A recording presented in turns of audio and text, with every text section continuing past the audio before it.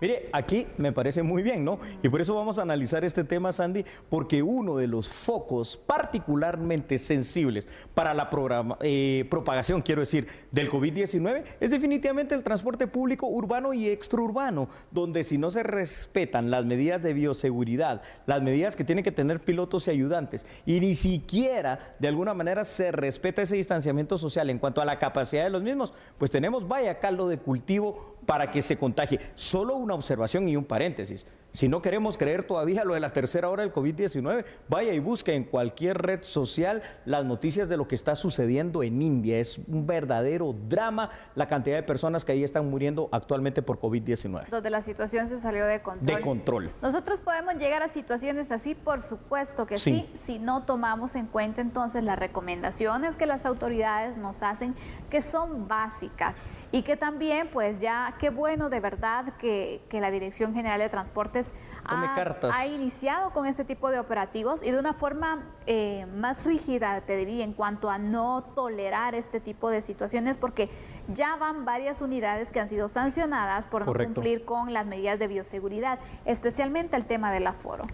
Eso es muy cierto y es por eso que aplaudo realmente esta cuestión, porque ahí sí va a servir de disuasivo, ya que le retengan las licencias profesionales a pilotos y las tarjetas especiales para poder operar a autobuses de 3 líneas distintas. Eso me parece muy bien. Vamos con datos para poner contexto. ¿Qué es lo que debería de ser el mundo ideal en este tema del transporte urbano y extraurbano y las medidas? El transporte urbano y extraurbano y el transporte de cada municipio deben seguir protocolos de bioseguridad lógicos ante la pandemia que contienen medidas tales como, primero, el distanciamiento social, la limpieza constante de los autobuses, el uso obligatorio de mascarillas dentro del bus, el uso de protectores de zapatos y guantes para ayudantes y pilotos, el uso de gel antibacterial y, por supuesto, la lógica reducción de capacidad de pasajeros. Aquí lo que pasó es los mismos pasajeros por un aumento, en todo caso, del precio y realmente como decía al principio, caldo de cultivo perfecto para la propagación de la tercera hora del COVID-19 aquí en Guatemala. Así que estas medidas, ojalá estos operativos continúen de manera constante, continua y permanente hasta que todos se entiendan.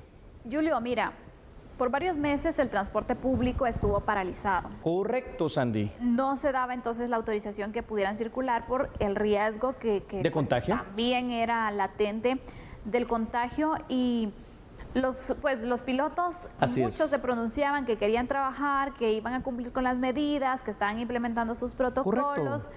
Pero mira, se les dio luz verde y bueno, no cumplen, no todos, pero algunos entonces no cumplen con estas medidas que incluso los arriesgan a ello, Julio. Así es que un piloto, un ayudante también se arriesga si lleva entonces estas unidades llenas, imagínate, con una persona que vaya contagiada, puede afectar a otros. ¿Por qué? Porque también hay que ser claros.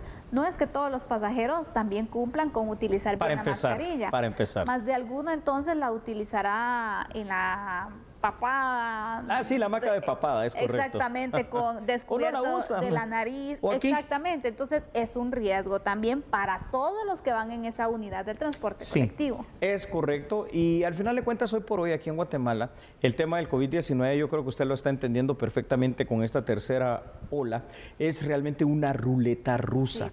Una ruleta rusa en la cual no sabemos si la persona que va de piloto, que va de ayudante, o la persona que se subió de pasajero y que probablemente va hasta la par de nosotros es portador de este SARS-CoV-2 más conocido como el COVID-19 y que tal vez pueda ser una persona que no tenga síntomas latentes, pero que sí lo puede transmitir y que puede llegar a transmitirse a otra persona siendo letal para ella o letal para su familia. Ese es el gran problema.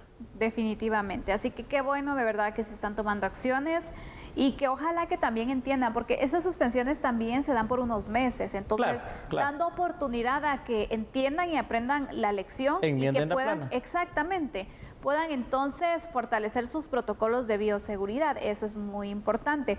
Pero también aquí importante es la denuncia que el usuario pueda colocar, Sandy. Julio, en donde de forma anónima también puede darle información. Es muy importante que pueda anotar usted, si nota situaciones como estas, que hay una unidad que va sobrecargada, que no cumple los protocolos, que denuncien y que puedan fijarse muy bien en el número de placa, porque entonces si no, no va a ser efectivo también el seguimiento que las autoridades le puedan dar a estas unidades. Entonces la denuncia va a ser muy importante. Muy importante. Vamos con otros datos para que usted tenga más contexto sobre este tema, y es que Sandy, el transporte público siempre ha sido uno de los temas más polémicos en nuestro país. Desde meses atrás la polémica se ha centrado en el aumento al valor del pasaje, definitivamente, ¿no? Eso siempre es problema para el guatemalteco, es la economía. Además de los buses que están funcionando, conllevan el cumplimiento obligatorio de las medidas de bioseguridad que anteriormente ya detallamos. Es de recordar la indisciplina social, porque también no son solo, como tú decías, los autobuseros y los ayudantes, los choferes, quiero decir, sino que muchas veces también esto viene dado por el propio pasajero, por el propio guatemalteco, que hace irreversible la situación de la propagación y del contagio del COVID-19 en Guatemala. Sea como sea, si esto no funciona, al final de cuentas van a terminar tomando medidas más drásticas. ¿Y cuáles van a ser esas? La lógica nos indica la suspensión y paralización otra vez del transporte público urbano y extraurbano. ¿Queremos llegar a eso? Bueno, no lo sé. Definitivamente no. Creo que no. Yo creo que no, de verdad. Nadie, sí, así es. Y mira, Julio, también pasa otra situación. Bueno, por una parte está la necesidad de la población que necesita movilizarse para sus compromisos, sus trabajos y demás, y que acceden también a subirse a estas unidades, aunque vayan súper sobrecargadas. Sí, la necesidad, ¿cierto? La necesidad por una parte, pero también yo creo que en este punto, en serio, a lo mejor va a significar un sacrificio para nosotros en cuanto tal vez levantarnos un poco más temprano o poder planificar muy bien nuestro desplazamiento, pero también tener mucha precaución, Julio, de abordar este tipo de unidades, porque nos estamos arriesgando. Totalmente. Sabemos la necesidad de movilización que hay, sí, pero también las complicaciones en la salud que esto puede tener, abordar una unidad que no tiene las medidas de bioseguridad y que, bueno, usted se va a estar arriesgando de gran manera. Qué difícil esta situación. Difícil decisión, porque es el trabajo y la economía versus la salud. Exacto. Y muchas veces se prefiere, ¿verdad?, cualquier otra cosa menos la salud, con tal de tener el ingreso para la casa. Esto es lo que está pasando en Guatemala. Estas son las medidas que la Dirección General de Transporte ha determinado y que esperamos siga teniendo también con esa firmeza a efecto de que al menos en el transporte público urbano y extraurbano se respeten las medidas y que empecemos a poner un poquito más de orden en este tema. Exactamente. Ante situaciones como esta vemos, Julio, ya como para ir también concluyendo con estos temas, la necesidad que existe de que se puedan fortalecer entidades como estas, sí, como la así DGT. es. ¿Por qué? Porque también sabemos que no es que tenga la DGT la cantidad de inspectores para estar supervisando todas las rutas, que sería lo ideal. No, para nada. Pero imagínate, si se fortaleciera en cuanto a poder aumentar los inspectores, que pudieran aumentar los operativos. Podría haber más control, ¿verdad? Y los resultados que se obtendrían. Serían mucho mejores, así es. Pues ahí lo tiene usted, ¿qué es lo que piensa? Al final de cuentas, creo que son medidas que son absolutamente necesarias ante este repunte dramático, alarmante de el tema del COVID-19.